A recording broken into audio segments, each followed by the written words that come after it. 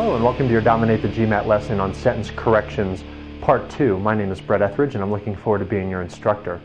In sentence corrections part 1, you learned how to attack these questions. You learned what they were all about. You learned a step-by-step methodology for the most effective way to get right answers. And we also looked at effectiveness rules, understanding that that's a key component of these types of questions. And now it's time to turn our attention to the actual grammar tested on the GMAT. And so here's what we're going to cover. I'm going to start by teaching you an important technique that's useful on a large number of sentence correction questions. It's called the bracketing technique. And it's really going to help you zero in on the points of grammar being tested on the GMAT, including these common points of grammar: subject-verb agreement, pronouns, misplaced modifiers, parallel construction, idioms, and verb tenses. And so we're going to really drill down into each of those 6 major points of grammar, not teaching you archaic points of grammar that maybe you learned back in high school, but teaching you the relevant grammar and specifically how is it tested by the GMAT, how can you identify it, and how can you ensure that you're going to get right answers. And of course, we'll go through various examples and I'll be teaching other miscellaneous strategies along the way. Remember that the verbal section consists of 41 multiple choice questions. You have 75 minutes, and about 14 to 15 of those questions will be sentence correction questions. You're going to be able to make great strides in the area of the verbal section if you really pay attention, if you master what I am about to teach, and really learn these 6 points of English grammar. Remember that sentence corrections test your ability to identify correct and effective English expression. Remember, correct is the grammatical point of that. Is a sentence grammatically correct? But then also, is it effective? Is it the best way of saying something? And in part 1, we focused on the effective aspect of the sentence. In this section, we're going to talk about the grammar points, and that at the end of the day is actually your first recourse. Remember the step-by-step methodology we taught. First and foremost, you want to try to eliminate wrong answers based on your knowledge of grammar. Is there a mistake? When you look at the sentence, even before you look at the answer choices, can you on your own identify a mistake? Is there a problem with subject-verb agreement? Is there a pronoun error? If you don't immediately detect something, remember, what do?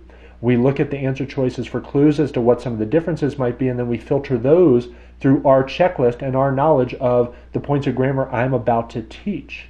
And only then would we apply those effectiveness rules if there are a couple of answer choices left that are technically grammatically correct. That doesn't happen often, by the way. You're going to be able to zero in on right answers, correct answers, if you master what we're about to teach. And again, the 6 commonly tested points of grammar on the GMAT are subject-verb agreement, pronouns, misplaced modifiers, parallel construction, idioms, and verb tenses. Before we drill into those, I want to start by teaching you what I call the bracketing technique. The GMAT loves to camouflage simple points of grammar and make them difficult to spot. And they do it by throwing a lot of excess words, a lot of prepositional phrases, a lot of long complex sentence structures, especially on the more difficult questions. And by the time you get through it, the sentence sounds pretty good to you.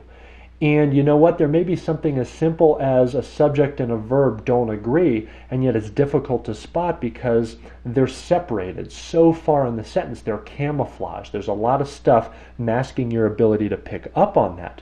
Just like this picture, right? Here's some camouflage, and maybe you've started to see there's some words in this camouflage.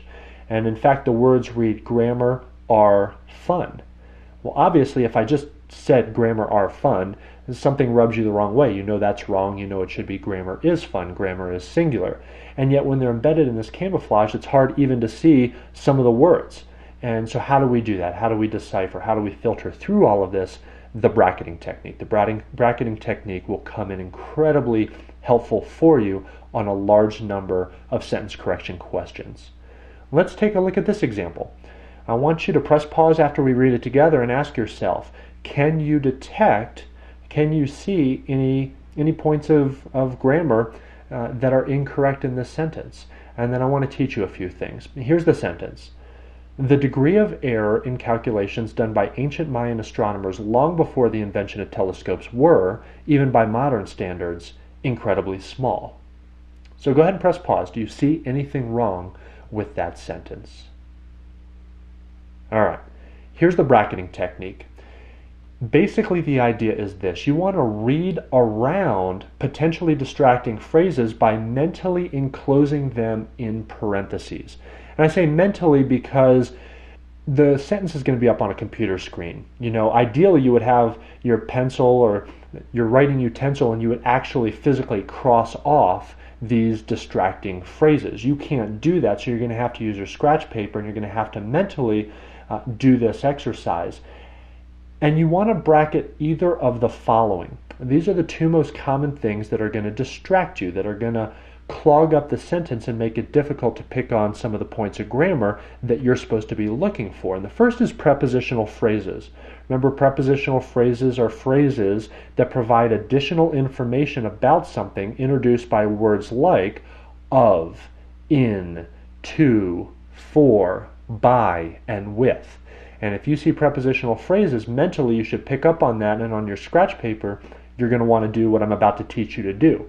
The second thing you want to pay attention to and mentally enclose in parentheses are any clauses, sets of words, that are set off by commas.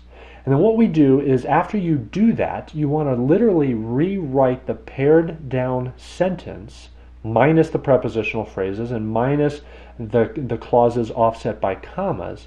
You want to write that new version of your sentence down on your scratch paper, or at least have it so mentally clear in your mind that you're no longer distracted by those.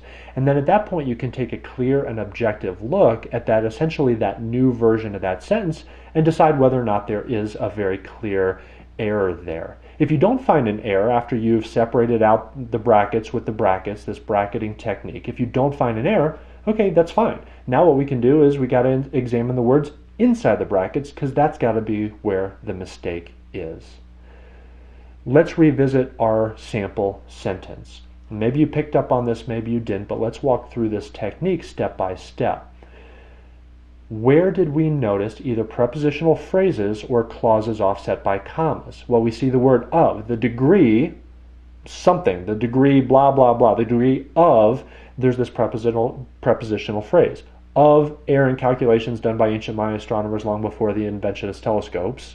I mean, that's actually the whole prepositional phrase, so we pick up on that. And then we also see a clause offset by comma, right? Those two commas. In between those commas are the words even by modern standards. And so the bracketing technique tells us to do what? Well, it tells us to literally, as you see on the screen here, bracket them. I have made them red so that they're hard to read and we don't even want to consider them anymore. And so I've not only bracketed out that long prepositional phrase, I've also bracketed out that clause between the commas. And what are we left with? Here's the new version of the sentence. You see, that was a long sentence, and yet we can pare it down to the most basic subject, verb, object form. Really, at the end of the day, that sentence reads, the degree were incredibly small. The degree of what? The degree of blah, blah, blah. I don't care.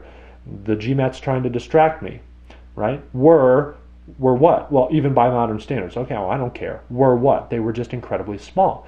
And once we have it pared down, now, maybe you picked up on this, hopefully you did. If you didn't, is it more obvious to you now? Is there a mistake there? Yeah, of course. The word were needs to be changed to was. Why? Because the subject is the degree. The degree is singular, so we need a singular verb.